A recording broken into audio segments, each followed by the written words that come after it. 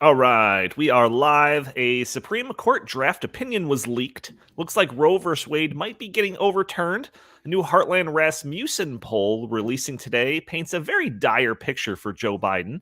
And the Department of Homeland Security is getting a Ministry of Truth. We're going to be talking about all this and more on episode 344 of the In the Tank podcast.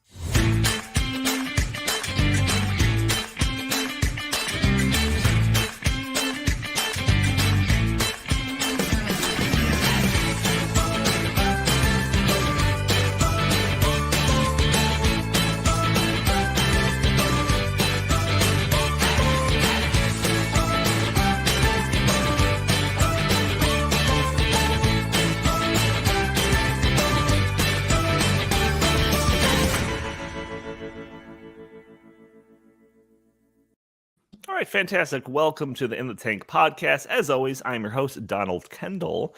And joining me today, I've got Jim Lakely, VP of the Heartland Institute. How are you today, good sir? I'm doing pretty good. Yesterday was a sunny day in Chicago, and I had to look it up. It was the first sunny day, actually only the second sunny day in the last 45 days here in Chicago. So it's again cloudy again today. So that'll keep me nice and grumpy, but I know that's how the audience likes it. So. That's right. It's like your trademark at this point. Chris Talgo, also joining us, senior editor at the Heartland Institute. How are you today, good sir? I'm good. I'm going to take a little more optimistic tone. This weekend, we are finally going to have some nice temperatures, and next week it is going to be 70s and 80s. So finally, spring is here and the long winter is over. Thank the Lord. For those visual watchers, the watchers of this show, what am I saying here? You just saw a little note popped up on the screen. John Noderf is here. You might know him as the guy that was fired from the show years ago for just being so unbearably boring. But so apparently he's tuning in. So just another reason for people to join the show on the visual formats here on YouTube and Rumble and Twitter and Facebook, because you could see comments like this. Surely he'll be commenting throughout the day, throughout the episode. So there's that for you. So just three of us today, me, Jim, Chris. We got a lot to go over, so I think that's going to work out pretty nicely. We're not going to be bogged down by Justin's 15-minute explanations about stuff, regardless of how much of a fan favorite he is. But and also, considering the subject matter, I do want to put this out there that nothing said on this podcast necessarily reflects the views, the positions of the Heartland Institute as an organization. I don't know how controversial we're going to get on this podcast, but take your anger out on us and not the organization. If you want to send your hate mail, send it to me at jimlakely@heartland.org. So anyways, before we get going, good disclaimer. I always put this message out there for those audio-only listeners that are probably catching the show on a Friday, that you can join the show a day earlier live on YouTube and Rumble and Twitter and Facebook. You can join the show live at noon Central Time every Thursday. You can put your comments, your questions in there. Maybe we'll show your comment on the screen. Maybe we'll respond to your question on the fly. And then also, just a reminder, we do have a separate YouTube channel just for this show. After YouTube threatened to nuke our main channel for the Heartland Institute because of things that we said on this podcast, we created a new channel just for the In the Tank podcast so that we didn't self-censor ourselves and, risk losing 40,000 subscribers and all that. So if you want to help support our free speech, make sure to subscribe there, and also make sure you don't miss an episode. So like I was saying at the beginning of the podcast, we have a ton of stuff to get to. And this kind of seems like a pattern the last couple of weeks. There's always seemingly a lot to talk about. And in fact, the topics that we have here, there were several other topics that we were kicking around. We had to sideline several topics that I think are pretty important because there's just so much to talk about. And I was talking to Chris about this yesterday. And, we were just talking about recapping some of the world events that have occurred in the last couple of years between Trump being elected, a global pandemic, unprecedented government shutdowns of the economy, nationwide riots, news of Amber Heard pooping on Johnny Depp's bed. And then in just the last couple of months, I mean, we've had a war break out in Russia and Ukraine, something that I never thought was going to happen. Elon Musk buys Twitter, something that I never thought was going to happen. And then we just get word recently, this week that Roe versus Wade is likely to be overturned. Again, something I never thought was going to happen. So, Jim, am I just suffering from recency bias here, or are we truly living in unprecedented times? You know, when Joe Biden was elected president, we were told that everything was going to go back to normal. I bought into that. Yeah, where's the normalcy I was promised? You know, it seems like everything is getting worse. I mean, did you even mention? You know, that's a long list of dire things and breaking news. I mean, the economy is in the toilet. Right. I mean, the Dow. I mean, if you get any reminders of what the stock market is doing on any given day, like either a pop up on your phone or something like that. It's like yesterday, I think it went up 900 points. I got an alert, about an hour before this podcast started that it's down another 300. I mean, everything is a roller coaster. Everything is crazy. One of my slogans is that you can explain a lot of things and the way a lot of people act, especially on the left, when you understand, and then even some people on the right, the never Trump Republicans. Trump broke people. Trump broke people's brains, and it made everything just seemed to be, elevated a level of excitement and peril and all of that stuff. But it seems like we haven't gotten out of that system yet. I haven't gotten out of that cyclone. It's still happening. It's crazy. Yeah, add 40-year high inflation to the mix too. Just as we're talking, I'm like, oh yeah, there's a couple more things too. Chris, I mean, we had this conversation yesterday, but like, it just seems to be crazy. A laundry list of just like things that should happen once a generation, not once a week. I know the past couple of years have just been a whirlwind in terms of, earth-shattering events. And like Jim said, I remember when Joe Biden was elected to the presidency, we were told the adults are back in the room and everything was going to go back to normal and all the outrage, would subside. The exact opposites happened. And unfortunately, our lives are worse off as a result of it. So for all the people that were so up in arms about, Donald Trump tweeting this or tweeting that, who cares? That had almost zero effect on their life. But we are now being affected by the policies from the Biden administration, from the economy to healthcare, on and on and on. And our lives are worse off. And it's only 15 months into this guy's 4-year term. I am very worried about what's going to happen over the next 2.5 years. Wow. Yeah, no, I mean, I think last episode when we were talking about Elon Musk buying Twitter, I referred to it as like an 8.0 on the Richter scale when it came to the collective meltdown of the left. What happened this week makes that story seem like nothing.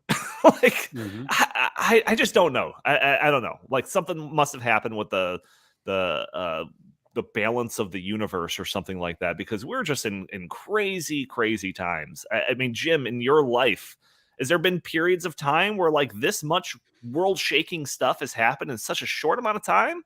I'm the elder statesman on this podcast, and I really can't remember anything like this. I mean, it's like that. There's like memes on Twitter and social media where, you have that NPC face, and it's some people on the podcast know what I'm talking about.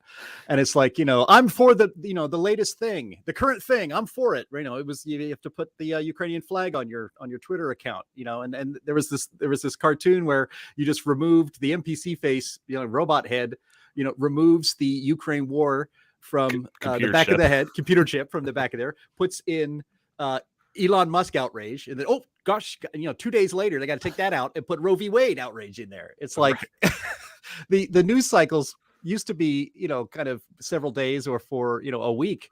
Our news cycle of outrage, the next outrage, it seems to be 12 hours at most. It's crazy. I mean, hardly anybody's actually even talking about Elon Musk taking over Twitter, which was to the left, the greatest threat to democracy ever imagined. And then 3 days after that, this decision from Alito leaks.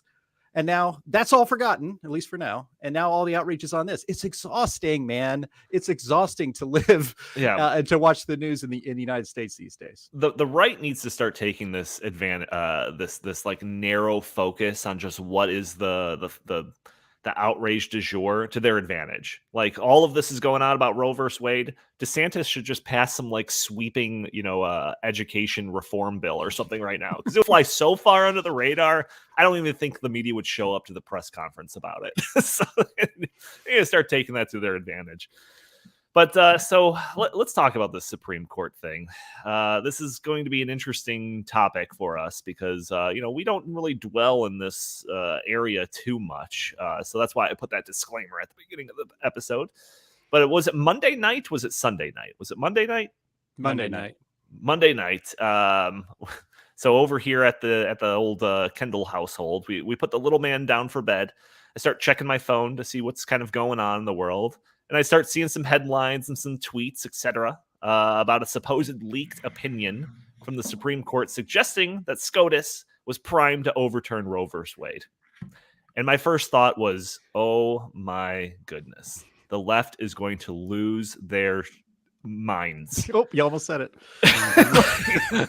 Like, Leave the swear words to me, Donnie. That's my department. I was seriously like, holy cow, like this is seismic. Like, again, not to reiterate what I had just said about the Elon Musk thing, but this makes that look like nothing.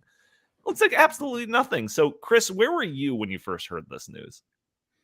I was watching Fox News, watching the end of Tucker Carlson, and then Sean Hannity came on, and the breaking news thing went on the bottom of the screen, and the news, was said, and then I kind of started switching around between CNN, MSNBC, just kind of seeing how they were talking about it, and they were, just apoplectic, which I completely expected. But Donnie, I think this is an issue that needs a lot of unpacking. So I'll just start real quick with the leak itself. This has never happened before in Supreme Court history, where a clerk of the court, most likely, leaked an opinion that was still under deliberation in the court itself. So I think, that in and of itself is a huge problem that needs to be addressed, and it needs to be addressed, quickly, because you cannot have people inside the court leaking potential opinions meant to intimidate the justices to change their vote. That is beyond the pale. We can't have that. That is, it's unacceptable. So I think, first and foremost, I really hope that the FBI, in cooperation with Chief Justice Roberts and the Marshal of the Supreme Court, get to the bottom of this and put this person, at least, put the person out there so that, something can happen. I mean, I know there's go ahead. I do want to talk about the leak and the kind of the stories that are going around there, but like I just want like your initial reaction to it, because I was floored by it. Like I said, never thought this would happen. My initial reaction was, utter surprise. Just, I couldn't believe what I was hearing.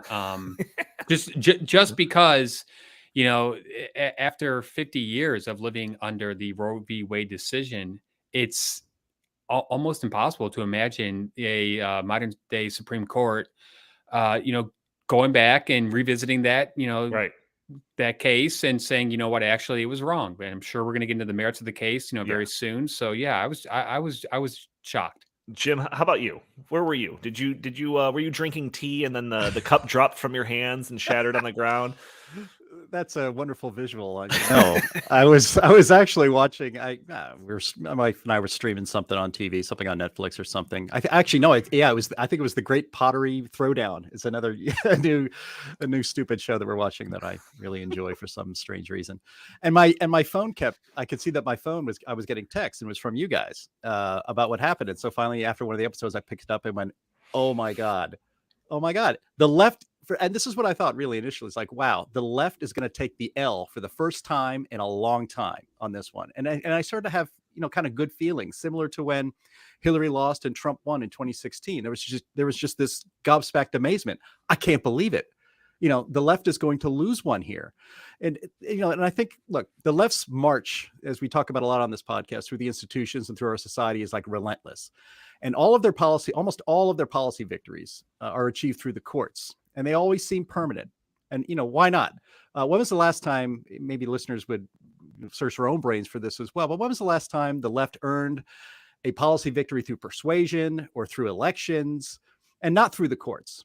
And then two, when was the last time a court said, after a leftist victory in the courts, that, maybe this victory shouldn't be permanent?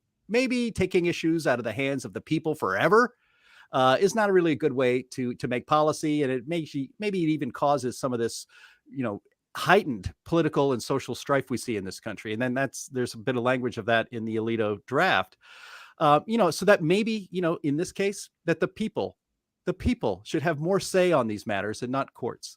And then, another thing, again, about the left's, this is something I thought about then and thought about a little bit more this morning. The left thoroughly believes that all of their court victories are permanent and for all time. Roe is decided law for all time.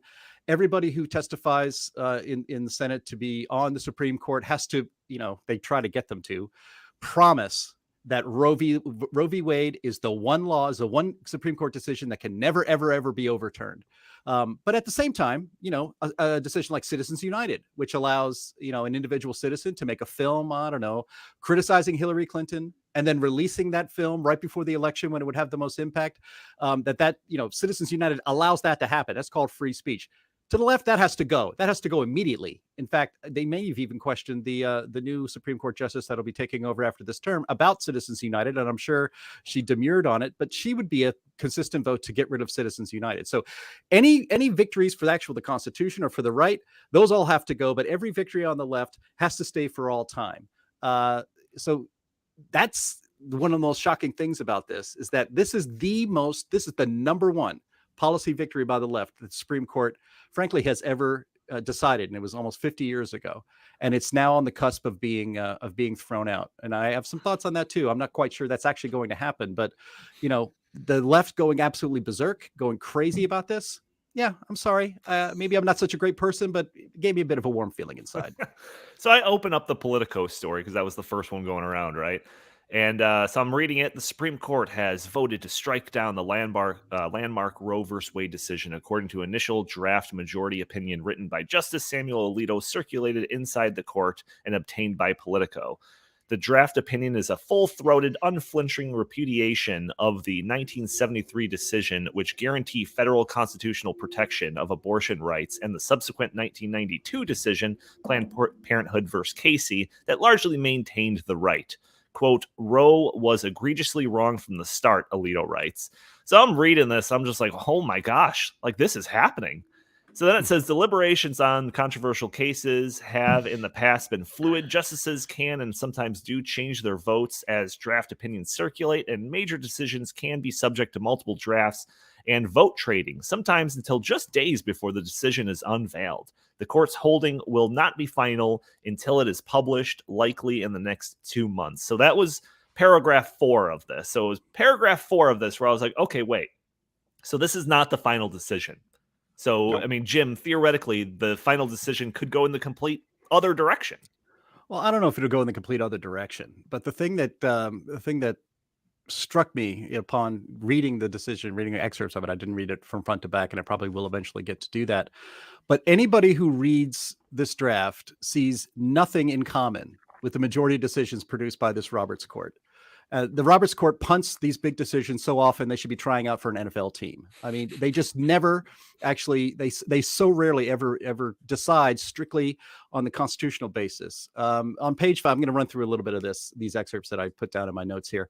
On page 5, this Alito draft says, quote, we hold that Roe and Casey must be overruled. The Constitution makes no reference to abortion, and no right is implicitly protected by any constitutional provision, including the due process clause of the 14th Amendment. Alito quoted in this decision a dissent of Roe from back 49 years ago by Justice White. That dissent agreed that the decision was, quote, an exercise of raw judicial power.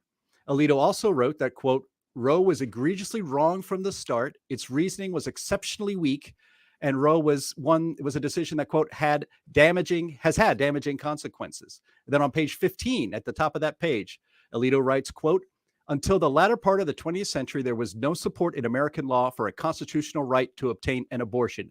Zero. None. Unquote. That is really, really remarkable to see in a Supreme Court decision, even in a draft. One more quick quote. I know this is good for the audio listeners for sure. Page 24, quote, the inescapable conclusion is that a right to abortion is not deeply rooted in the nation's history and traditions. Now, again, these are all direct quotes from Alito's draft. And the Roberts Court simply does not hand down majority opinions that have wording like that. They just haven't. In a concurrence, like say written by Clarence Thomas, or a dissent written by Alito, or back in Justice Scalia's time, yes, lots of really biting language, because it's not going to be, it's not considered language that is establishing constitutional law. These are more opinions. So for Alito to have written this, I challenge anyone, show me another decision by the Roberts Court that has anything like this in a majority opinion. They just don't exist. And the example of this, again, how they always are punting these big, it seems like they're always punting these big constitutional questions, is the masterpiece cake case, where in Colorado, where a Christian baker refused to participate in a same-sex wedding by baking providing them their wedding cake. And it finally got all the way to the Supreme Court, and the Supreme Court ruled on it very narrowly. And basically it just applied to him, and they upbraided the Colorado Human Rights Commission for some of the language it used in the decision that it made. It was extremely narrow. They did not take the opportunity there to say that a person, an individual in a free country with the constitutional protections of the First Amendment, which is protecting our right to free speech, our right to free assembly, our right of religion, has a right as an individual to refuse to participate in something that he believes is against his deeply held religious convictions. The court could have said that. It was a very good case to say that in the masterpiece cake case, and they refused to do it. So I put that in the back of my mind as I was reading through this decision, and it makes me think that this was a draft. This was written again in February by Alito, right? And so they usually kick that around, and other justices will have some input on actually the final language of the main decision. So this might be Alito's personal views. He probably expects a lot of that, or expected a lot of that, to be watered down a little bit by his fellow justices in the majority vote, if they stay in the majority vote. So, I was on a call, a secret call with other leading right organizations. Yeah, I won't reveal who it was. Yes, the conservative Illuminati. I'm part of that. I am part of that. Yes. I was on a call with them the other day, and they were elated. They were excited. Like, this is it. Roe's gone, and it's gone for good. It's all gone. Casey's gone. This is unbelievable. They're going to put it all back to the states, and we could do what we want. Now what do we do? About halfway through the call, I raised my hand and I said, I'm a cynic by nature, so I just want to get your feeling. Like, this is just a draft, you realize, written by Alito, one of the most conservative justices on the court, written back in February. Not even, so that was 2 months ago. Do you guys have any inkling that, like, a lot of that language is not going to be in the final decision, that this could be watered down, that the Roberts Court could actually return to form and make a really mealy-mouthed, squishy decision that really doesn't throw Roe all the way out like you guys think is going to happen? I had a hard time, to be honest. I had a hard time getting people to think that I might have been right on that. I hope I'm wrong. I'm telling you, I hope I'm wrong, but I just don't think I am. I think it's probably more likely than not that, Roe v. Wade is not thrown out entirely, that there'll be some kind of compromise decision that may even muddle this issue even more than it has been, if that's possible. So on Twitter, after this news broke, people immediately started playing detective. Who could have leaked this draft? Why was it leaked? Was the intention of it leaking so that we can change the final outcome? All of these questions were being bandied about with a bunch of different, answers to those, proposed answers to those questions. So, Chris, how important are these questions? And do you have any thoughts on them? I think they're very important. I think a chilling effect has been created because, once again, this has never happened in Supreme Court history. And now you have a precedent set where if one of the clerks or someone, associated on the inside of the court thinks, oh, I don't like this opinion. I don't like where this is going. Therefore, I'm going to, put it out to the public, early, so that we can try to intimidate the justices to change their vote. And what do you know? A couple of days later, the 6 justices that make up the conservative wing of the Supreme Court are now under danger, and their homes are being protested. And this is not the way it's supposed to be. The Supreme Court was supposed to be an independent institution, free from all of this kind of like rancor But here we are, 2022, when one side just doesn't get their way, they do whatever they feel is necessary. They have no qualms. And as I've said many times in this podcast, the ends justify the means. So if they have to burn down the institution of the Supreme Court in the process, so be it. Yeah, I think the vast majority of people on our side of the aisle, they think, very much what you just said, that this is some clerk of some liberal Supreme Court justice that leaked this in the effort to, stir up so much, anger and outrage in the public and in the media to, pressure the conservative justice to maybe change their mind, because there's so much public pressure out there. Maybe they'll change their mind, soften their tone when it comes to this, at the very least. But I have this article, and I have it in the show notes. This is a New York Times article that is titled, "What was the strategy behind the Supreme Court leak?" And in this article, the author paints a different scenario. Says, if you were simply following a crude strategic logic, the fact that what's been leaked is a draft from months ago might suggest that the leaker is on the conservative side, hopes to freeze a wavering justice, Kavanaugh being an obvious candidate, into their initial vote by making it seem like their very credibility of the court rests on their not being perceived to cave under external pressure. So I've seen this out there too. Hey, maybe this was actually a conservative leaking it to make sure that they get their people in line. What do you guys say to that? Jim, you're kind of shaking your head already. No, I doubt that very much. I really doubt that. Look, I agree with Chris here, though, that this is, it's rare that there's any kind of insight, sources giving up even insight on what the deliberation process is like. The Supreme Court to this day does not allow cameras in the court. There are only audio recordings that people can listen to. They refuse to put cameras in there. They're very traditional, even with, even ideologically different justices are often very, very close friends. Ruth Bader Ginsburg, famously with Antonin Scalia, probably absolutely on the other ends of the political spectrum or judicial spectrum in the Supreme Court, were very, very close friends and had great affection for each other.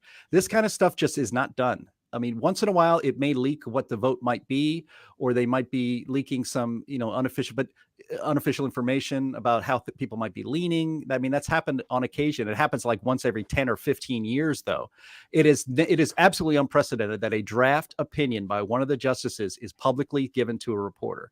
That just doesn't happen. And you got to understand also that these clerks, if you are fortunate enough to clerk for a Supreme Court justice, you are set for life. You'll have your choice of white shoe law firms who will give you a, $250,000, $300,000 signing bonus just to join their law firm.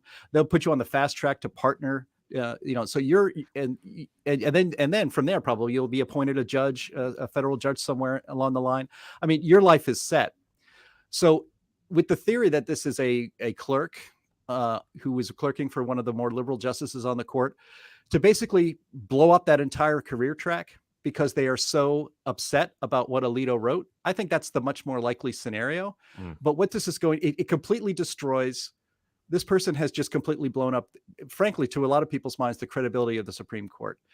Right now, the conservative justices, there was talk by Tuesday morning, actually even by Monday night, that what the court has to do immediately to retain its credibility is to just release Alito's draft as law the next day. Right. Because failing to do so leaves open the idea that this court is going to now be adjusting its opinion on this very, very important matter based on, well, how many people are going to be riding in the streets of this summer? How many people are rallied out in front of the Supreme Court building that night? Suddenly, as one of our commenters pointed out, there were professionally printed up signs outside the Supreme Court within an hour. Funny how that works out. But, they can't. So the idea that I understand the idea that a conservative clerk leaked this to make sure the conservatives don't waver. But I think ultimately what it probably will do, again, if they haven't already started, this draft was written in February. It makes logical sense that these justices have already had other conversations about adjusting the language of that draft before it is finalized and brought down as the decision of the Supreme Court. So now it's almost to the point where no matter what they do, even if the conservative justices keep their votes where they are, and it's a 5-4, with Roberts taking not joining the majority on this one, because he rarely does, it seems, even though he's a conservative.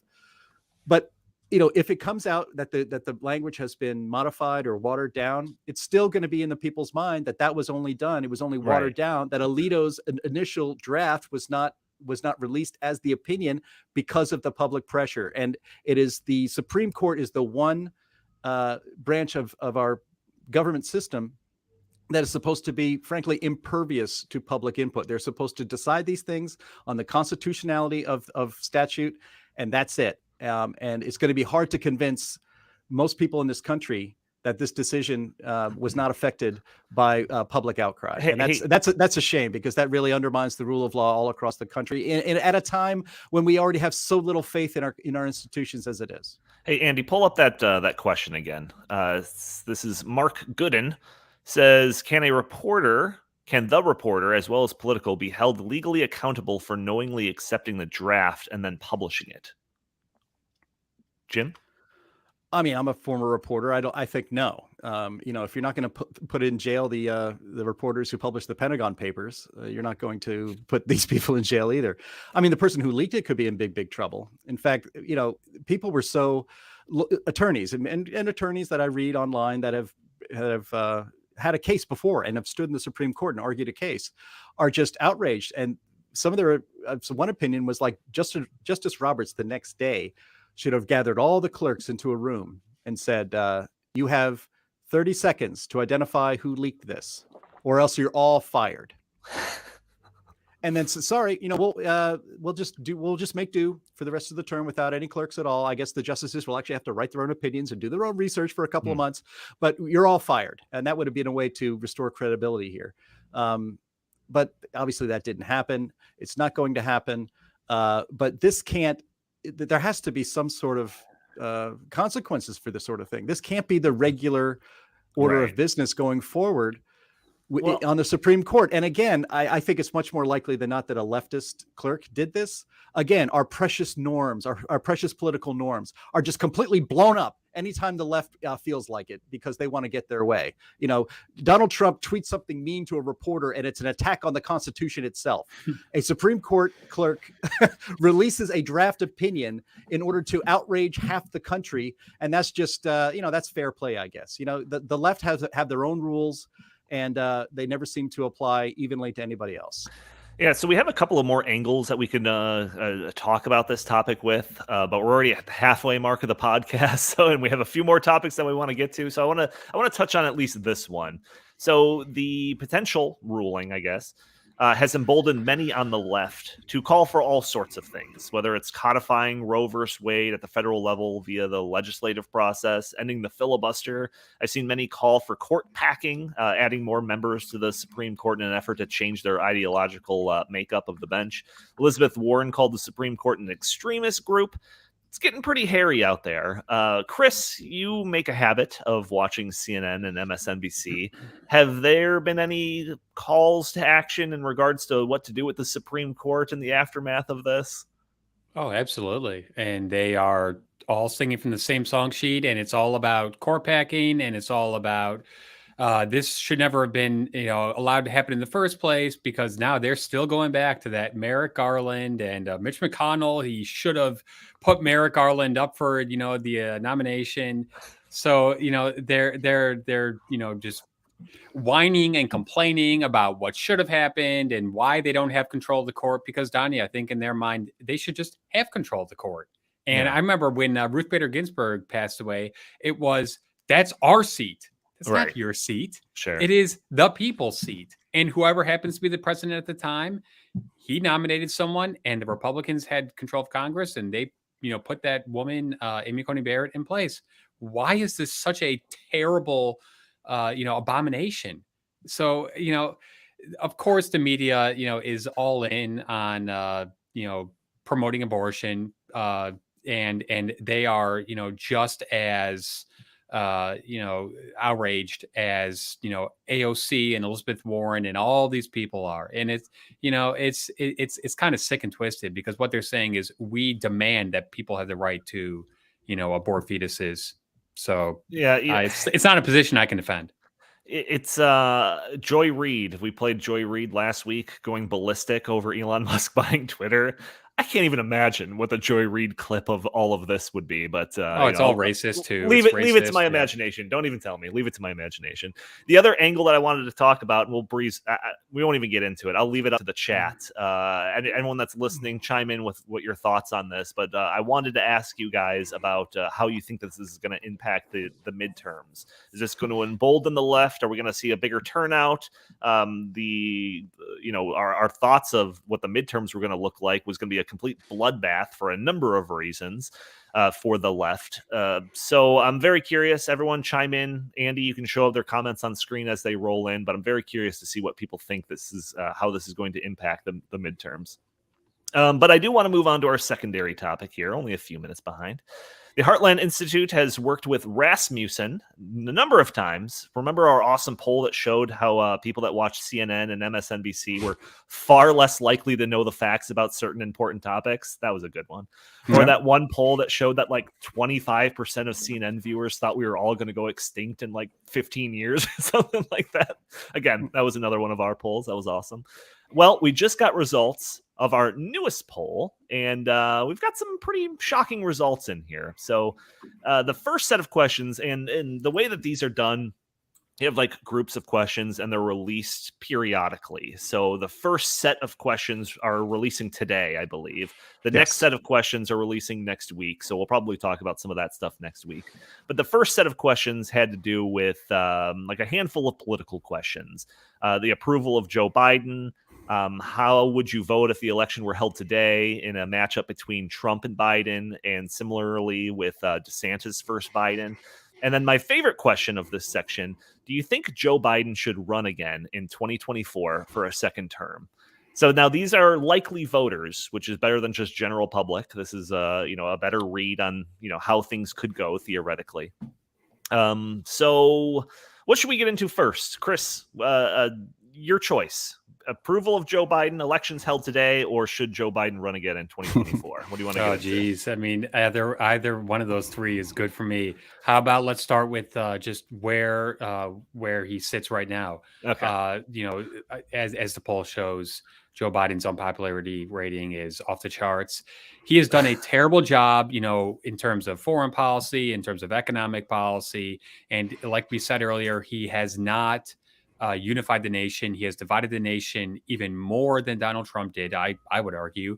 So it's not surprising to me that his favorability ratings are, in the basement with, a variety of groups, including Democrats and including the minority groups that he was supposedly, the savior of.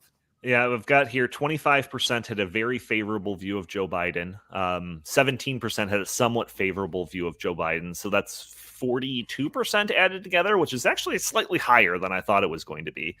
But that's also compared to 11% that had a somewhat unfavorable, and 44%, the largest number of these numbers that I'm giving you, with a very unfavorable view of Joe Biden at this point. And it's only been trending down. So I expect those numbers to get lower and lower as the next general election rolls on. Yeah, I mean, what I found, I guess, comforting is a word about this poll, about our poll, is that it tracks with other polls that we've seen by other organizations over the last few weeks. Now, his unfavorability rating I've seen as low as 39% and 38% in some polls that NBC, of all places, has done. And so 44%, you could argue that Biden is on the rebound, baby. It's looking good for him. But that's what they refer to as like a dead cat bounce or something. Yeah, that's right. That's right. You only get one of those. But only 43% of Hispanic voters share a favorable opinion of Joe Biden. For decades, the Democrats have been counting on their racial spoils of a coalition where they convince voters that Republicans are white supremacists. That's why we keep, if you actually wonder why you keep hearing that language all the time, as absurd as it is to most people, that just because you voted for Donald Trump, our government treats all of them as white supremacists. It's for this. It's to make sure that they get racial minorities closely packed into the Democratic coalition. But only 43% of Hispanic voters have a favorable opinion of Joe Biden. And so so you can see that this racial coalition that the Democrats have is starting to crack. It's starting to come apart. It's 53% have an unfavorable opinion. That's bad news. And we can get into, the potential presidential lineups. This is another, or matchups, I should say, another aspect of this. And then, again, my favorite part, I wish Chris would have picked it first, was the percentage of people who want Joe Biden to run for president again. It ain't looking good. They don't want him to run. No, we're gonna save that one for last, because that's my favorite too. I'll save the best for last, Jim. That's right. Right. So let's go to the elections held today section here. So in both scenarios, we pitted Biden versus Trump and Biden versus DeSantis to see what people would decide between those two. And in both cases, Biden loses by a good margin. In the Trump versus Biden matchup, Trump wins 50% to 36%. So Trump's up by 14 percentage points there. In the DeSantis matchup, it's a little bit narrower, 46% DeSantis to 35% Biden. Only 11% gap there. Both very sizable chunks for sure. But I thought it was kind of interesting that Donald Trump, out of these two matchups, if you're just comparing them, that side of the matchup, Donald Trump seems to be the more popular candidate.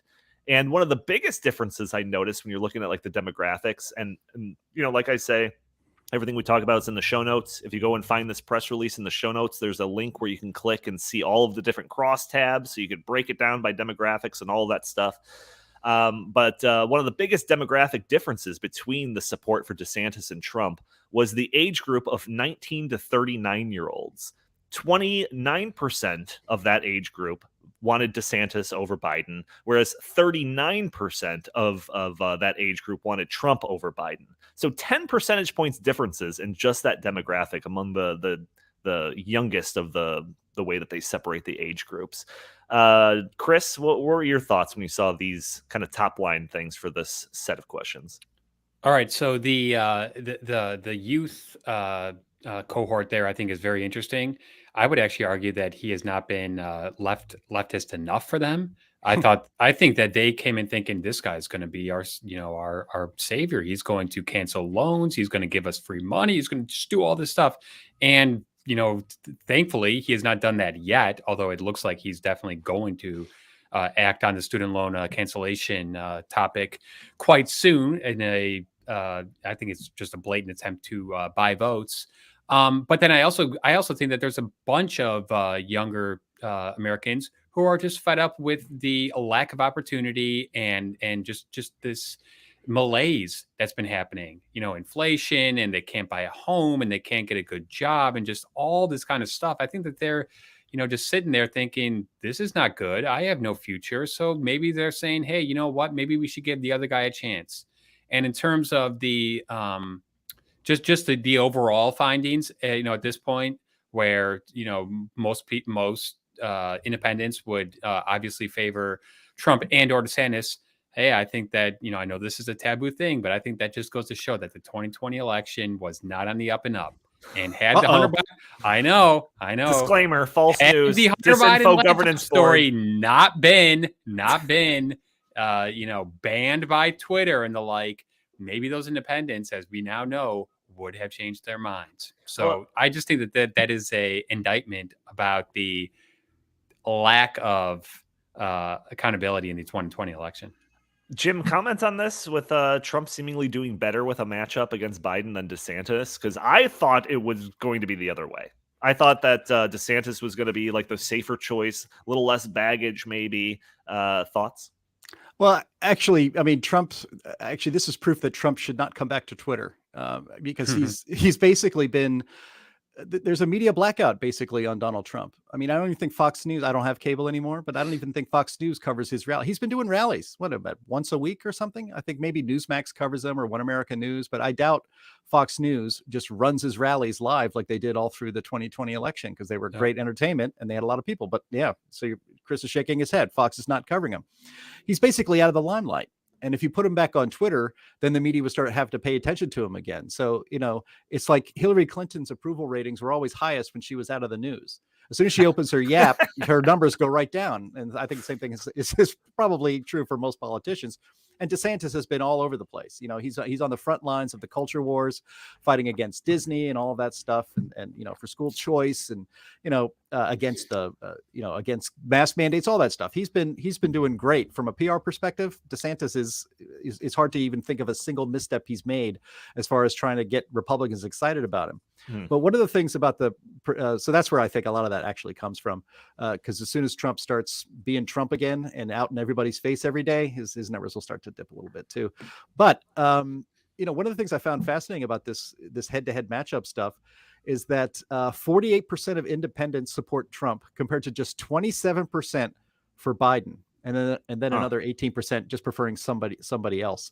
48% of women, 44% of Hispanics, and 50% of college-educated voters supported Trump, compared to 36, and 37% respectively for Biden.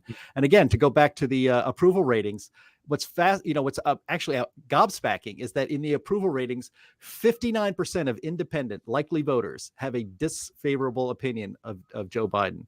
So he's underwater, and deep underwater, with every demographic he needs to win re-election, especially women. I mean, it's the COVID Karens who basically helped push push Joe Biden over the top in certain states, if you believe that those election results are legit. It was the women, the COVID Karens, that really were the big part of his coalition. They soured on Trump and they went back to Biden. They soured on Hillary and went over to Trump. So it's a big swing constituency, and it's not looking good for that constituency to be swinging back to the Democrats in the midterms, or Biden in a reelect in 2024. All right, so my favorite part of this polling that we just got the results back from: should Joe Biden run for a second term? Now, this was a last-minute addition question that I'll take the credit for. I said, should we put this in there? And the results were amazing. So only 28% said yes, Joe Biden should run again for his second term in 2024. Only 28%, whereas 61% said no. Yeah.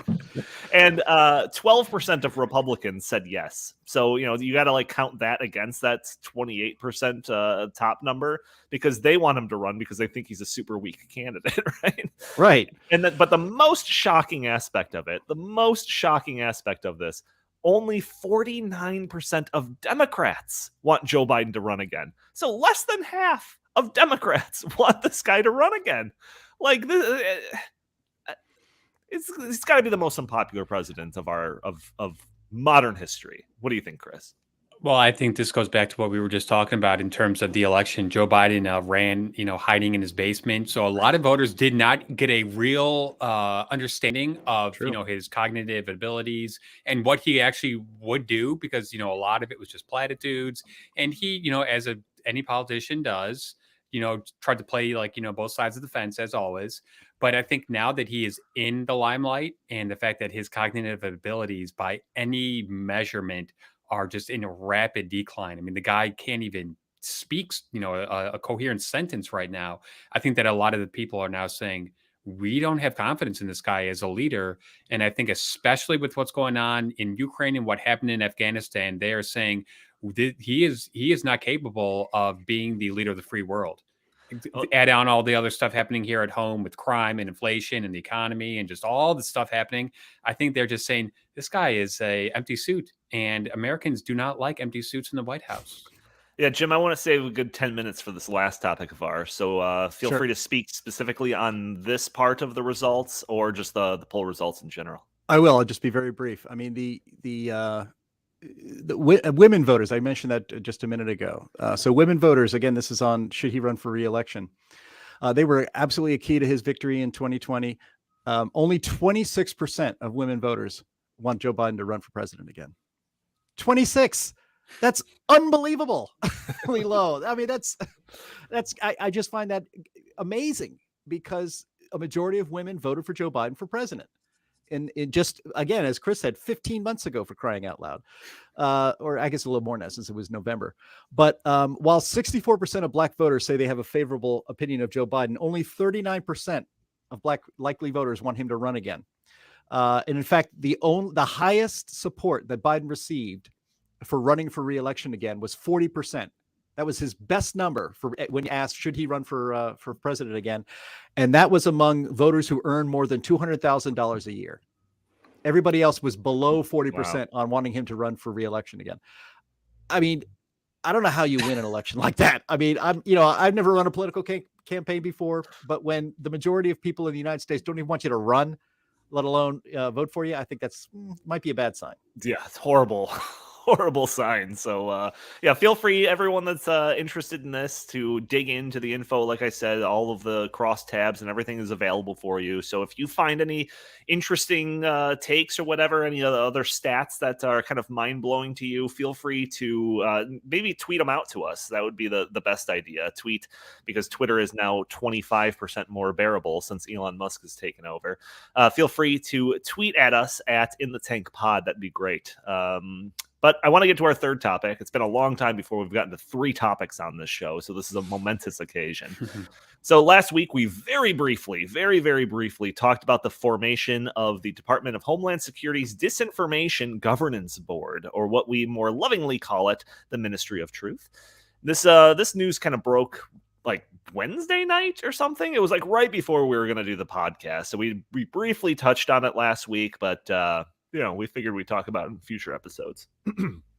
So the Disinformation Governance Board is supposedly going to be tasked with dealing with misinformation as it pertains to issues that can impact national security. The 2 most frequently cited issues are the Russia-Ukraine war and the border crisis. So, I don't think we know a ton about what the Ministry of Truth is exactly. In this piece that I've got here from the Wall Street Journal, the author asks, but how will it work?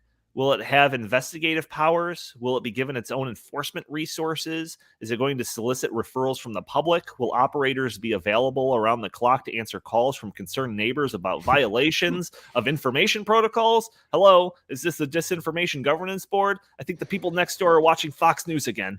We don't know. It's kind of left to our imagination a little bit, which is scary, but in this day and age, sometimes our imagination doesn't go far enough. So obviously, the fear of this is similar to the fear that we have about social media and big tech cracking down on misinformation. Who exactly decides what misinformation is? Those fears are multiplied when the government is involved. And didn't the Pentagon just declare climate change a matter of national security like a couple of years ago? So can the Disinformation Board, Governance Board, target the Heartland Institute because of the work that we've done trying to bring realism to the climate change debate? I don't know, but all of those hypotheticals scare the hell out of me. And what might be even scarier is the fact that this agency would not be headed by some boring old bureaucrat. No. It's going to be headed by this crazy lady. Information laundering is really quite ferocious. It's when a huckster takes some lies and makes them sound precocious by saying them in Congress or a mainstream outlet. So disinformation's origins are slightly less atrocious. It's how you hide a little lie. It's how you hide a little lie. It's how you hide a little lie. When Rudy Giuliani shared bad intel from Ukraine, or when TikTok influencers say COVID can't cause pain, they're laundering disinfo and we really should take notes. All right, that's it. I can't take it anymore. Stop, please. Our viewers' ears are already bleeding. So Nina Jankowicz, I believe is her name, or as I like to refer to as Weird Gal Jankowicz. So Jim, initial thoughts on just this concept. Oh my God. Well, I mean, geez, it's hard to even know where to start. I mean, people keep bringing up the book. I'm sorry, TM Willems. Yeah. Sorry, Morgan. Sorry to hurt your ears there.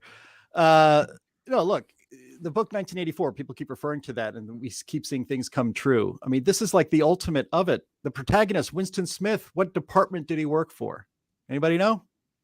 Ministry of Truth. He worked for the Ministry of Truth. The protagonist in 1984 worked for a department that is called, as you said, the Disinformation Governance Board, but really is assigned to make sure that the people only get truthful information. The government will decide what truthful information is. We have some other clips that are more serious than that stupid singing of hers there, where she kind of explains some of these things out.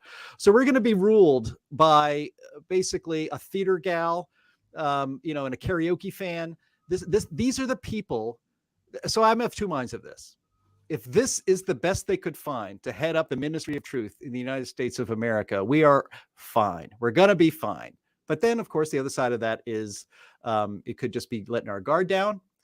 But worse than that is the idea that, yes, they're going to have enforcement powers, guys. They're going to have enforcement powers. The Department of Homeland Security is not some, laissez-faire department of our government. They're the ones that make us take our shoes off every time we get into the airport. They're the ones that have started and are continuing ongoing right now investigations into domestic terrorists, meaning parents who show up at school board meetings upset about how their schools are being run. This is as scary as it sounds, and it's also absurd at the same time. And it's really hard to figure out whether you should be laughing, be crying, or be pissed off as hell. Yeah, Chris, I want to bring you in for your take on this, but we have a couple more video clips of her kind of showing, without a doubt, that she's not some objective, arbiter of, she just reads the encyclopedia and says, nope, you said that this was the longest river. It's actually this. It's far worse than that. So let's play some of these other clips. I would love to see a more a really robust investment in our public broadcasting, so that people have an authoritative source of news to go to in order to understand the nuance of situations. Again, because the media, as we know, is supposed to be the fourth estate in our society, meaning it is the fourth pillar of government, in addition to the executive, the judiciary, and the legislative branches of government. So I would like to see forced transparency for the platforms. I want to know how much hate speech they're taking down, how much targeted harassment, how many reports they get from users, and what their response is. But there's a lot of other measures that have been floated around, including algorithmic transparency, understanding how the algorithms that show us certain content work, maybe reining in the level of micro-targeting that the platforms can do, so that those sorts of things are news to go to. Stop this one. Just at least she didn't sing it, but just her calls for a greater version of PBS, I guess. When I try to get my news about Russia, I usually go to the Russian state news agency. Same thing with China.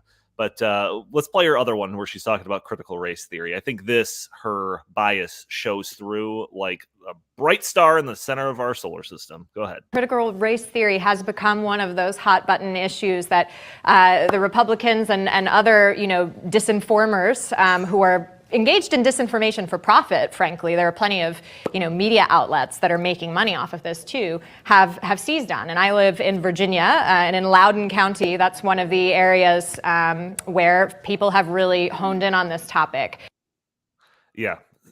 Republicans and other disinformers. So right. It's not like she's like some independent in the middle of the road. And in addition to this, and I'll bring it up for you guys to comment, I've got this article that you can see in the show notes, Federalist, 6 dystopian things that the Biden Disinformation Board, Nina Jankowicz, has done. It talks about her comments when it comes to the Hunter Biden laptop and how this is just some type of Republican ploy or something like that for the election. There was that weird singing clip that we talked about. She called for censoring memes. She said that we should replicate the system in the UK of using literal police to police online speech and get people in trouble for that. She was on the complete wrong side of that Trump dossier story, disinformation story. And she also called insulting Kamala Harris a threat to democracy. So in all of these things, there's all of her direct quotes and everything. I had them listed out here, but we're greatly running short of time here. But you can go back and check out some crazy stuff. This lady is a lunatic. Chris, I've been teasing that you're going to get your input. Now's your time. Okay, so you know what? She's a clown. I'm not going to put all that much time and effort into her because first of all, she's also 8 months pregnant, so she's not going to be there for much longer. She's going to go on a very long maternity leave, just like Pete Buttigieg did, and I'm sure they will get a great replacement for her. But Donnie, Jim, mentioned this, and I think this is extremely important. The Department of Homeland Security was founded after 9/11 to prevent future terrorist attacks on the homeland of the United States. We know that under the Biden administration, 42 known terrorists have entered our wide open southern border. Those are the only ones that we know of. And hey, guess what? The Department of Homeland Security does not know where they are. Alejandro Mayorkas has been on Capitol Hill this week, and he has been, facing these questions. And every single time he just says, I don't know. I don't know. He was asked, why did you name this woman? I don't know. Did you know about her background? No, I didn't. That is unacceptable. This guy is in charge of protecting our homeland. The mission of the Department of Homeland Security is to safeguard American values and the American homeland. One of those values is the freedom of speech. It is in our First Amendment. This is just insane, and I am very fearful of mission creep, where this is we're just going to do this to monitor disinformation, and then 3 years from now, who knows what this turns into. Yeah, very scary stuff. Jim, we have less than a minute left, so I know. Wrap it up. You get final word on all of this. But the idea that our free speech rights are going to be policed by a communist theater nerd is almost too strange to contemplate. But look, this ditz is serious. She's a dyed-in-the-wool leftist. I mean, the part of the clip that we didn't get to the end is that she talks about how we need to basically regulate social media, get in there, look at the algorithms to make sure that see how they're suppressing the speech. I guess approved speech, how they're not suppressing the speech of hate groups and people who say damaging things. But they should have these laws, but make sure that they sunset, because she was afraid. She said this explicitly, that what if another government comes in and uses those tools to suppress the political speech of their political opponents? Oh my gosh, can you believe if something like that ever happened? But they're not even trying to hide it anymore, are they? They're not. No, that's their again. This goes back to the first thing I even talked about on this podcast, was that the left thinks all of their victories are permanent. So she would be reigning over a regime in which you would suppress your speech, and then if the other side ever gets in power, if a non-leftist, a non-communist ever runs anything, all of that power is taken away. She said that explicitly. So as absurd as this is, it's real. And it's scary, and we should all consider it the threat that it is. When we saw Joy Reid going crazy about the Elon Musk Twitter thing that I've referenced a couple of times already, it's like, imagine if Joy Reid was in charge of this disinformation governance board. I don't think this Nina Jankowicz lady is much different than Joy Reid. So nope. It's an insane world that we're in right now. Like I said, all of this stuff is happening right on top of each other. Who the hell knows what we're going to be talking about next week? I think a comet is going to wipe off a continent or something like that. Maybe that's the only thing that could trump the news that's been going on lately.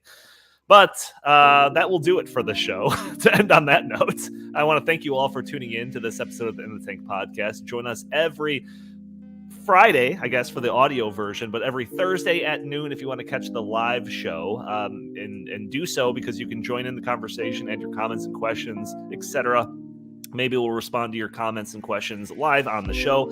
If you have, if you'd like, you can follow us on Twitter, which I said is now 25% more bearable at In the Tank Pod. If you have any comments, suggestions, or questions for the show, feel free to email us at inthetankpodcast@gmail.com. Jim Lakely, where can the fine people find you?